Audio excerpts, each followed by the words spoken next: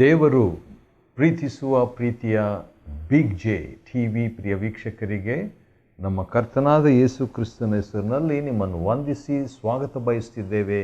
ಬನ್ನಿರಿ, ಇಂದು ನಾವು ದೇವರ ಅಮೂಲ್ಯ ವಾಕ್ಯವನ್ನು ಅಧ್ಯಯನ ಮಾಡಿಕೊಳ್ಳೋಣ.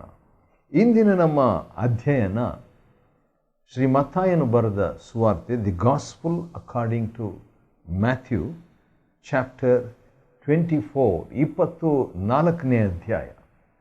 ಮತ್ತಾಯನು ಬರೆದ ಸುವಾರ್ತೆಯಲ್ಲಿ ಯೇಸು ಕ್ರಿಸ್ತನು ಅರಸನನ್ನಾಗಿ, ಆಸ್ ಎ ಕಿಂಗ್, ಅರಸನನ್ನಾಗಿ ಪ್ರಕಟಿಸಲಾಗಿದೆ. ಆದುದರಿಂದ ಅರಸನು ತನ್ನ ಅಂತಿಮ ಸಂದೇಶವನ್ನು ತನ್ನ ಒಂದು ಶಿಷ್ಯರಿಗೆ ಕೊಡುವಂಥದ್ದನ್ನು ಮತ್ತಾಯನು ಬರೆದ ಸುವಾರ್ತೆಯಲ್ಲಿ ನಾವು ನೋಡ್ತೇವೆ. ಮತ್ತು ಮತ್ತಾಯನು ಬರೆದ ಸುವಾರ್ತೆ 24ನೇ ಅಧ್ಯಾಯವನ್ನು 2 ಭಾಗವನ್ನಾಗಿ ವಿಭಾಗಿಸಿ ಅಧ್ಯಯನ ಮಾಡಿಕೊಳ್ಳೋಣ. ಮೊದಲನೇ ಭಾಗ ಮತ್ತಾಯನು ಬರೆದ ಸುವಾರ್ತೆ 24ನೇ ಅಧ್ಯಾಯ 1ರಿಂದ 21 ವಚನಗಳು. ಎರಡನೇ ಭಾಗ 24ನೇ ಅಧ್ಯಾಯದ 22ನೇ ವಚನದಿಂದ 51ನೇ ವಚನದವರೆಗೆ ಎರಡನೇ ಭಾಗವಾಗಿ ವಿಭಾಗಿಸಿ ನಾವು ಅಧ್ಯಯನ ಮಾಡಿಕೊಳ್ಳಲಿಕ್ಕಿದ್ದೇವೆ. ಮೊದಲನೇ ಭಾಗ ಮತ್ತಾಯ 24:1ರಿಂದ 21ನೇ ವಚನದಲ್ಲಿ ಲೋಕದ ಅಂತಿಮ ಅಥವಾ ಅಂತ್ಯಕಾಲದ 11 ಸೂಚನೆಗಳನ್ನು ನಾವು ನೋಡಿಕೊಳ್ಳಲಿಕ್ಕಿದ್ದೇವೆ. 11 ಸೈನ್ಸ್ ಆಫ್ ಎಂಡ್ ಟೈಮ್, ಅಂತ್ಯಕಾಲದ 11 ಸೂಚನೆಗಳು, ಯುಗಾಂತ್ಯದ ಸೂಚನೆಗಳು ಇಲ್ಲಿ ನಾವು ನೋಡಿಕೊಳ್ಳಲಿಕ್ಕಿದ್ದೇವೆ. ಮತ್ತು ಒಂದು ಸಾರಿ ಯೇಸು ಸ್ವಾಮಿ ತನ್ನ ಶಿಷ್ಯರ ಜೊತೆಯಲ್ಲಿ ದೇವಾಲಯಕ್ಕೆ ಹೋಗಿದ್ದಾಗ ದೇವಾಲಯದ ಕಟ್ಟಡಗಳನ್ನು ನೋಡಿ ಶಿಷ್ಯರಿಗೆ ಬಹಳ ಸಂತೋಷವಾಗಿ ಇರ್ಬೋದೇನೋ. ಅಂಥ ಸಂದರ್ಭದಲ್ಲಿ ನಮ್ಮ ಕರ್ತನಾದ ಯೇಸು, ಇವುಗಳನ್ನೆಲ್ಲ ನೀವು ನೋಡ್ತೀರಲ್ಲ, ಇವೆಲ್ಲವೂ ಕೆಡವಿ ಹಾಕುವರು ಎಂಬುದಾಗಿ, ಕಲ್ಲಿನ ಮೇಲೆ ಕಲ್ಲು ಇಲ್ಲಿ ಉಳಿಯುವುದಿಲ್ಲ ಎಂಬ ಮಾತನ್ನು ಹೇಳಿದಾಗ ಶಿಷ್ಯರಿಗೆ ಅದು ಶಾಕ್ ಆಗಿರಬೇಕು. ಆದ ಕಾರಣ 3ನೇ ವಚನದಲ್ಲಿ 3 ಪ್ರಶ್ನೆಗಳನ್ನು, ಮತ್ತಾಯ 24:3ನೇ ವಚನದಲ್ಲಿ 3 ಪ್ರಶ್ನೆಗಳನ್ನು ಶಿಷ್ಯರು ಕೇಳ್ತಾರೆ. ಒಂದು, ಈ ಸಂಗತಿಗಳು ಅಥವಾ ಈ ಘಟನೆಗಳು ಅಥವಾ ಈ ಕಲ್ಲಿನ ಮೇಲೆ ಕಲ್ಲು ಉಳಿಯದೆ ಕೆಡವಲಾಗುವಂಥ ಸಂಗತಿಗಳು ಯಾವಾಗ ಆಗುತ್ತೆ? ಮೊದಲನೇ ಪ್ರಶ್ನೆ. ಎರಡನೇದು, ನಿನ್ನ ಆಗಮನ, ನಿನ್ನ 2ನೇ ಬರುವಿಕೆ ಯಾವಾಗ? ಈ 3ನೇ ಪ್ರಶ್ನೆ ಏನಂದರೆ, ಲೋಕಾಂತ್ಯ ಅಥವಾ ಯುಗಾಂತ್ಯ, ಅದರ ಸೂಚನೆ ಏನು ಎಂಬುದಾಗಿ. ಹೌದು, ಯೆರೂಸಲೇಮಿನ ದೇವಾಲಯ ಯಾವಾಗ ಕೆಡವಲಾಗುತ್ತದೆ? 2ನೇ ಬರುವಿಕೆ, ಕ್ರಿಸ್ತನ 2ನೇ ಬರುವಿಕೆ ಯಾವಾಗ? ಯುಗಾಂತ್ಯ ಯಾವಾಗ? ಲೋಕದ ಮುಕ್ತಾಯ, ಅದರ ಸೂಚನೆ ಏನು ಎಂಬುದಾಗಿ 3 ಪ್ರಶ್ನೆ. ಯೇಸು ಕರ್ತನು ಮೊದಲನೇ ಸಾರಿ ಬಂದಿರುವಾಗ 2ನೇ ಬರುವಿಕೆ ಯಾವಾಗ ಎಂಬುದಾಗಿ ಶಿಷ್ಯರು ಕೇಳ್ತಿದ್ದಾರೆ. ಆಶ್ಚರ್ಯ. ಯಾರಾದರೂ ನಮ್ಮ ಮನೆಗೆ ಬಂದಂಥ ವೇಳೆಯಲ್ಲಿ ನಾವು ಮುಂದಿನ ಸಾರಿ ಯಾವಾಗ ಬರ್ತೀರಿ ಎಂಬುದಾಗಿ ಕೇಳಿದ ಹಾಗೆ ಇದು ಇದೆ. ಈಗಾಗಲೇ ಮೊದಲನೇ ಸಾರಿ ಬಂದಾಗ 2ನೇ ಬರುವಿಕೆ ಬಗ್ಗೆ ಶಿಷ್ಯರು ಪ್ರವಾದನೆಯನ್ನು ಅರಿತವರಾಗಿ ಆಸಕ್ತರಾಗಿ ಇದ್ದರೆಂಬುದಾಗಿ ನೋಡ್ತೇವೆ. ಆವಾಗ ಯೇಸು ಕರ್ತನು 11 ಯುಗಾಂತ್ಯದ ಸೂಚನೆಗಳನ್ನು ಅವರ ಮುಂದೆ ಇಡುವಂಥದ್ದನ್ನು ನಾವು ನೋಡ್ತೇವೆ. ಅವರು ಕೇಳಿದ 3 ಪ್ರಶ್ನೆಗೆ ಸುಮಾರು 20 ಅಥವಾ 30 ಉತ್ತರಗಳು ಅವರಿಗೆ ಲಭ್ಯವಾದವು. ಹೌದು, ಈಗ ನಾವು 11 ಸೂಚನೆಗಳು, ಯುಗಾಂತ್ಯದ ಅಥವಾ ಲೋಕಾಂತ್ಯದ ಸೂಚನೆಗಳು ಒಂದೊಂದಾಗಿ ನಾವು ನೋಡಿಕೊಳ್ಳೋಣ. ಬನ್ನಿರಿ, ಮತ್ತಾಯನ ಬರೆಸುವಾರ್ತೆ 24ನೇ ಅಧ್ಯಾಯದ 4ನೇ ವಚನದಲ್ಲಿ ಮೊಟ್ಟ ಮೊದಲನೇ ಸೂಚನೆ ಏನಂತ ಹೇಳಿದ್ರೆ ಮೋಸವಾಗುವಂಥದ್ರ ಬಗ್ಗೆ. ಡಿಸೆಪ್ಷನ್. 4ನೇ ವಚನ, ಯೇಸು ಉತ್ತರವಾಗಿ ಅವರಿಗೆ, ಯಾರೂ ನಿಮ್ಮನ್ನು ಮೋಸಗೊಳಿಸದಂತೆ ಎಚ್ಚರಿಕೆಯಿಂದ ಇರ್ರಿ ಎಂಬುದಾಗಿ. ಹೌದು, ವಂಚನೆ ಮೊಟ್ಟ ಮೊದಲನೇ ಸೂಚನೆ, ವಂಚನೆಯ ಸೂಚನೆ. ಕ್ರಿಸ್ತನ ಈ ಅಂತ್ಯಕಾಲದ ಸೂಚನೆಗಳಲ್ಲಿ ಪ್ರಾಬಲ್ಯವಾಗಿರುವಂಥ ಒಂದು ಮಹಾಸೂಚನೆ ವಂಚನೆ. ಪ್ರಕಟಣೆ 12ನೇ ಅಧ್ಯಾಯದಲ್ಲಿ ಸೈತಾನ್ನ 2 ಮಹಾಕಾರ್ಯಗಳನ್ನು ನೋಡಬಹುದು. ಒಂದು, ಲೋಕವನ್ನು ವಂಚಿಸುವುದು. 2ನೇದು, ವಿಶ್ವಾಸಿಗಳ ಮೇಲೆ ದೂರು ಹೇಳುವುದು.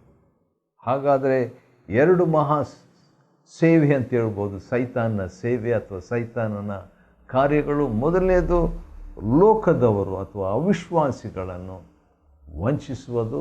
ಲೋಕ ಅಂತ ಹೇಳಿದ ಮೇಲೆ ವಿಶ್ವಾಸಿಗಳು ಅವಿಶ್ವಾಸಿಗಳು 2 ಪಂಗದವರು. ಇಡೀ ಲೋಕವನ್ನು ವಂಚಿಸುವಂಥದ್ದು. 2ನೇದು, ಆ ಲೋಕದಲ್ಲಿರುವಂಥ ವಿಶ್ವಾಸಿಗಳ ಮೇಲೆ ದೇವರ ಮುಂದೆ ದೂರು ಹೇಳುವಂಥದ್ದು. ಆದ ಕಾರಣ ಎಚ್ಚರಿಕೆಯಿಂದಿರಿ ಎಂಬುದಾಗಿ ಮೊದಲನೇ ವಂಚನೆಯ ಬಗ್ಗೆ ಸೂಚನೆಯಾಗಿ ನಮ್ಮ ಕರ್ತನಾದ ಯೇಸು ಹೇಳಿತು. ವಂಚನೆಗಳಲ್ಲಿ ಆತ್ಮಿಕ ವಂಚನೆ ಬಹಳ ತೀಕ್ಷ್ಣವಾದದ್ದು, ವಂಚಕವಾದದ್ದು ಆಗಿರ್ತವೆ. ಆದ ಕಾರಣ ನಾವು ಆತ್ಮಿಕ ವಂಚನೆಯ ವಿಷಯದಲ್ಲಿ ಎಚ್ಚರಿಕೆಯನ್ನು ವಹಿಸಬೇಕು. 2ನೇದಾಗಿ, ಅಂತ್ಯಕಾಲದ 2ನೇ ಸೂಚನೆ ಏನೆಂದರೆ ಸುಳ್ಳು ಕ್ರಿಸ್ತರು, ಫಾಲ್ಸ್ ಕ್ರೈಸ್ಟ್. ನನ್ನ ಹೆಸರಿನಲ್ಲಿ ಅನೇಕರು ಬಂದು, ಒಬ್ಬರಲ್ಲ, ಕೆಲವರಲ್ಲ, ಅನೇಕರು ಬಂದು ನಾನು ಕ್ರಿಸ್ತನು ಎಂದು ಹೇಳಿ ಅನೇಕರನ್ನು, ಕೆಲವರನ್ನಲ್ಲ ಅನೇಕರನ್ನು ಮೋಸಗೊಳಿಸುವರು. ಹಾಗಾದರೆ ಆ ಯುಗಾಂತ್ಯದ 2ನೇ ಸೂಚನೆ ಸುಳ್ಳು ಕ್ರಿಸ್ತರು. ಮೊದಲನೇ ಸೂಚನೆ ವಂಚನೆ, 2ನೇ ಸೂಚನೆ ಸುಳ್ಳು ಕ್ರಿಸ್ತರು. 3ನೇ ಸೂಚನೆ 6ನೇ ವಚನದಲ್ಲಿದೆ. ಮತ್ತಾಯನ ಬರೆಸುವಾರ್ತೆ 24ನೇ ಅಧ್ಯಾಯದ 6ನೇ ವಚನದಲ್ಲಿ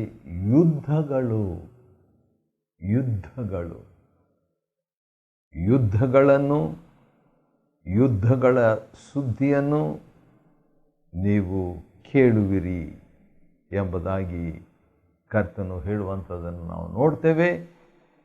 ಇವೆಲ್ಲ ಸಂಭವಿಸುವುದು ಅಗತ್ಯ. ಆದ ಕಾರಣ ಕೆಲವು ಸಾರಿ ಯುದ್ಧದ ವಿರುದ್ಧವಾಗಿ ನಾವು ಪ್ರಾರ್ಥನೆ ಮಾಡುವಾಗ ನಾವು ಪ್ರವಾದನೆಗೆ ವಿರುದ್ಧವಾಗಿ ಪ್ರಾರ್ಥನೆ ಮಾಡಿದ ಹಾಗೆ. ಯುದ್ಧ ಆಗಬಾರದು ಎಂಬುದಾಗಿ ಪ್ರಾರ್ಥಿಸಬಾರದು. ಯಾಕಂದರೆ ಕರ್ತನು ಭಾಳ ಸ್ಪಷ್ಟವಾಗಿ ಮತ್ತಾಯ 24:6 ಇವೆಲ್ಲ ಅಂದರೆ ಯುದ್ಧ, ಇವೆಲ್ಲ ಸಂಭವಿಸುವುದು ಅಗತ್ಯ ಅಂತ 2000 ವರ್ಷಗಳ ಹಿಂದೆಯೇ ಪ್ರವಾದಿಸಿದಾಗ ಪ್ರವಾದನೆ ಮಾಡಿರಲಾಗಿ ನಾವು ಆ ಪ್ರವಾದನೆಗೆ ವಿರುದ್ಧವಾಗಿ ಪ್ರಾರ್ಥನೆ ಮಾಡಲಾಗದು.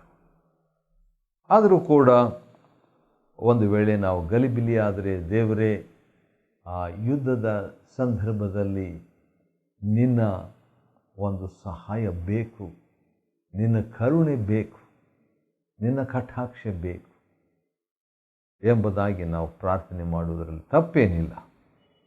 ಸರಿ, 4ನೇ ಸೂಚನೆ, ಅಂತ್ಯಕಾಲದ 11 ಸೂಚನೆಗಳನ್ನು ನಾವು ನೋಡ್ತಾ ಇದ್ದೇವೆ. ಈಗ 4ನೇ ಸೂಚನೆ ಏನಂದರೆ ಅಲ್ಲಲ್ಲಿ ಬರಗಾಲ, ಕ್ಷಾಮ. ಆದ ಕಾರಣ ಇದು ಕೂಡ ಈಗಾಗಲೇ ಯೇಸು ಕರ್ತನು ಯುಗಾಂತ್ಯದ ಸೂಚನೆಯಾಗಿ ಪ್ರವಾದಿಸಿರಲಾಗಿ ಬರಗಾಲದ ಸಂದರ್ಭದಲ್ಲಿ ಬರಗಾಲ ಬರಬಾರ್ದು ಎಂಬುದಾಗಿ ನಾವು ಪ್ರಾರ್ಥನೆ ಮಾಡುವುದಕ್ಕೆ ಬದಲು ಬರಗಾಲದಲ್ಲಿ ಜನರಿಗೆ ಯಾವ ರೀತಿಯಾಗಿ ಸಹಾಯವನ್ನು ನಾವು ಮಾಡಬೇಕು ಎಂಬುದಾಗಿ ನಾವು ಆಲೋಚಿಸ್ತಕ್ಕದ್ದು. ಐದನೇದಾಗಿ ಯುಗಾಂತ್ಯದ 11 ಸೂಚನೆಗಳನ್ನು ಮತ್ತಾಯ 24:1-21 ವಚನಗಳಲ್ಲಿ ನಾವು ನೋಡಿಕೊಳ್ತಿದ್ದೇವೆ. ಅದರಲ್ಲಿ 5ನೇ ಸೂಚನೆ ಏನೆಂಬುದಾಗಿ ನೋಡುವಾಗ ಭೂಕಂಪಗಳು, ನೈಸರ್ಗಿಕವಾದ ವಿಪತ್ತು, ಭೂಕಂಪ ಇದು ಆಗಬಾರದು, ಭೂಕಂಪ ಆಗಬಾರದು ಎಂಬುದಾಗಿ ಪ್ರಾರ್ಥಿಸಲಾಗದು. ಯಾಕಂದರೆ ಈಗಾಗಲೇ ನಮ್ಮ ಕರ್ತನಾದ ಯೇಸು ಯುಗಾಂತ್ಯದ ಸೂಚನೆಗಳಲ್ಲಿ ಒಂದಾಗಿ ಈ ಭೂಕಂಪಗಳ ಬಗ್ಗೆ ಆತನು ತಿಳಿಸಿದ್ದಾನೆ. ಭೂಕಂಪಗಳು ಬಹುವಚನ. ಸರಿ, 6ನೇದಾಗಿ 9ನೇ ವಚನ, ಮತ್ತಾಯ 24:9 ಜನರು ನಿಮ್ಮನ್ನು ಹಿಂಸೆ ಪಡಿಸುವುದಕ್ಕಾಗಿ ಒಪ್ಪಿಸಿ ನಿಮ್ಮನ್ನು ಕೊಲ್ಲುವರು. ಹೌದು, ಎಲ್ಲ ಜನಾಂಗಗಳವರು ಯೇಸು ಕರ್ತನ ನಿಮಿತ್ತವಾಗಿ ಅಥವಾ ಯೇಸುವಿನ ನಿಮಿತ್ತವಾಗಿ ದ್ವೇಷ ಮಾಡುವರು. ಆದುದರಿಂದ ಹಿಂಸೆ ಬರಬಾರದು ಎಂಬುದಾಗಿ ಹಿಂಸೆಗೆ ವಿರುದ್ಧವಾಗಿ ನಾವು ಪ್ರಾರ್ಥನೆ ಮಾಡುವುದಕ್ಕೆ ಬದಲು ಹಿಂಸೆಯಲ್ಲಿ ಯಾವ ರೀತಿಯಾಗಿ ಅದನ್ನು ನಿಭಾಯಿಸಬೇಕು, ಆ ಹಿಂಸೆಯ ವಿಷಯದಲ್ಲಿ ಒಂದು ವೇಳೆ ಪೌಲನ ಜೀವನದಲ್ಲಿ ನೋಡುವಾಗ ಹಿಂಸೆ ಬಂದಾಗ ಪೌಲನು ನೀಡಿದ ಪ್ರತಿಕ್ರಿಯೆ ಏನಂತ ಹೇಳ್ಬಿಟ್ಟು ನೋಡುವಾಗ, ಒಂದು, ಹಿಂಸೆಯಿಂದ ತಪ್ಪಿಸಿಕೊಳ್ತಿದ್ದನು ಪೌಲನು. ಆ ರೀತಿಯಾಗಿ ನಾವು ತಪ್ಪಿಸಿಕೊಳ್ಳೋದರಲ್ಲಿ ತಪ್ಪೇನಿಲ್ಲ. ಎರಡನೇದಾಗಿ, ಹಿಂಸೆ ಬಂದಾಗ ಅದನ್ನು ತಪ್ಪಿಸಿಕೊಳ್ಳುವುದು ಅಷ್ಟೇ ಅಲ್ಲ, ಕೆಲವು ಸಾರಿ ಅದನ್ನು ಪ್ರಶ್ನಿಸುವುದು. ಕಾನೂನುಬದ್ಧವಾಗಿ ನನಗೆ ಕಾನೂನು ಇದೆ, ನನಗೆ ನಿಯಮ ಇದೆ, ನಿಯಮಕ್ಕೆ ವಿರುದ್ಧವಾಗಿ ರೋಮ ಪೌರನಾದ ನನ್ನನ್ನು ಯಾಕೆ ನೀವು ಹಿಂಸೆ ಪಡಿಸಿದಿರಿ, ಸೆರೆಮನೆಯಲ್ಲಿ ಹಾಕಿಸಿದಿರಿ ಎಂಬುದಾಗಿ ಕಾನೂನುಬದ್ಧವಾಗಿ ಪ್ರತಿಕ್ರಿಯೆ ನೀಡುವುದು. ಮೊದಲನೇದು ಓಡಿ ಹೋಗುವುದು ಅಥವಾ ತಪ್ಪಿಸಿಕೊಳ್ಳುವುದು. ಎರಡನೇದು ಕಾನೂನನ್ನು ಸದುಪಯೋಗ ಮಾಡಿಕೊಂಡು ಆ ಹಿಂಸೆ ಬಂದಾಗ ಅದನ್ನು ನಾವು ನಿಭಾಯಿಸುವಂಥದ್ದು, ಎದುರಿಸುವಂಥದ್ದು, ಪ್ರಶ್ನಿಸುವಂಥದ್ದು, ನಮ್ಮ ಹಕ್ಕನ್ನು ಚಲಾಯಿಸುವಂಥದ್ದು. ಮೂರನೇದಾಗಿ, ಹಿಂಸೆ ಬಂದಾಗ ಪೌಲನು ಆ ಹಿಂಸೆಗೆ ಒಳಪಟ್ಟು ಸೆರೆಯ ಅನುಭವವನ್ನು ಹೊಂದಿ ಕ್ರಿಸ್ತನಿಗಾಗಿ ಹಿಂಸೆ ಪಟ್ಟು, ಫಿಲಿಪ್ಪಿ 1 ಬರೆದಿರುವ ಹಾಗೆ ನಾವು ಕ್ರಿಸ್ತನ ಮೇಲೆ ನಂಬಿಕೆ ಇಡುವುದು ಮಾತ್ರವಲ್ಲ, ಆತನಿಗಾಗಿ ಹಿಂಸೆ ಪಡುವುದು ಕೂಡ ಅಗತ್ಯ ಎಂಬ ಮಾತನ್ನು ಪೌಲನು ಹೇಳುವಾತನಾಗಿದ್ದಾನೆ. ಈ ರೀತಿಯಾಗಿ ಹಿಂಸೆಗೆ ನಮ್ಮ 3 ಪ್ರತಿಕ್ರಿಯೆಗಳನ್ನು ಪೌಲನ ಜೀವನದಿಂದ ನಾವು ನೋಡ್ತೇವೆ. ಅಂದ ಹಾಗೆ ಮತ್ತಾಯನ ಬರೆದ ಸುವಾರ್ತೆ 24ನೇ ಅಧ್ಯಾಯವನ್ನು ಅದರಲ್ಲಿ ಮೊದಲನೇ ಭಾಗ ಮಾತ್ರ, ಅಂದರೆ 1-21 ವಚನಗಳನ್ನು ಮಾತ್ರ ಮತ್ತಾಯ 24 ನಾವು ಅಧ್ಯಯನ ಮಾಡಿಕೊಳ್ತಿದ್ದೇವೆ. ಅದರಲ್ಲಿ 1-21 ವಚನಗಳಲ್ಲಿ ಯುಗಾಂತ್ಯದ ಎಂಡ್ ಟೈಮ್ 11 ಸೂಚನೆಗಳನ್ನು ನೋಡ್ತೇವೆ. 11 ಸೈನ್ಸ್ ಆಫ್ ಎಂಡ್ ಟೈಮ್. ಅದರಲ್ಲಿ 6ನೇದು ಹಿಂಸೆ ಮತ್ತು 7ನೇದಾಗಿ ಮತ್ತಾಯ 24:10 ವಚನದಲ್ಲಿ ಅನೇಕರು ವಿಶ್ವಾಸ ಭ್ರಷ್ಟರಾಗಿ ಒಬ್ಬರಿಗೊಬ್ಬರು ದ್ರೋಹ ಬಗೆಯುವರು ಮತ್ತು ಒಬ್ಬರನ್ನೊಬ್ಬರು ದ್ವೇಷಿಸುವವರು. ಹಾಗಾದರೆ ವಿಶ್ವಾಸ ಭ್ರಷ್ಟತೆಯು ಅಂತ್ಯಕಾಲದ 7ನೇ ಸೂಚನೆಯಾಗಿ ನಮ್ಮ ಕರ್ತನಾದ ಯೇಸು ಕ್ರಿಸ್ತನು ಪ್ರವಾದಿಸಿದ್ದಾನ್ರಿ. ವಿಶ್ವಾಸ ಭ್ರಷ್ಟ ಅಂತ ಹೇಳಿದರೆ ಅರ್ಥ ವಿಶ್ವಾಸಿಗಳಾಗಿ ದೇವರ ಮೇಲೆ ವಿಶ್ವಾಸವಿಟ್ಟು ಯೇಸುವನ್ನು ನಂಬಿದಂಥವರು ಆ ನಂಬಿಕೆಯಿಂದ ಬಿದ್ದು ಹೋಗ್ತಾರೆ, ಆ ನಂಬಿಕೆಯನ್ನು ಬಿಟ್ಟು ಬಿಡ್ತಾರೆ. ತಾವು ಅನುಭವಿಸಿದ ವಿಶ್ವಾಸದಿಂದ ಭ್ರಷ್ಟರಾಗಿಬಿಡ್ತಾರೆ. Falling away from faith. ವಿಶ್ವಾಸದಲ್ಲಿ ಇದ್ದರೂ ಈಗ ಬಿದ್ದರು ಅಥವಾ ಬಿದ್ದು ಹೋದರು.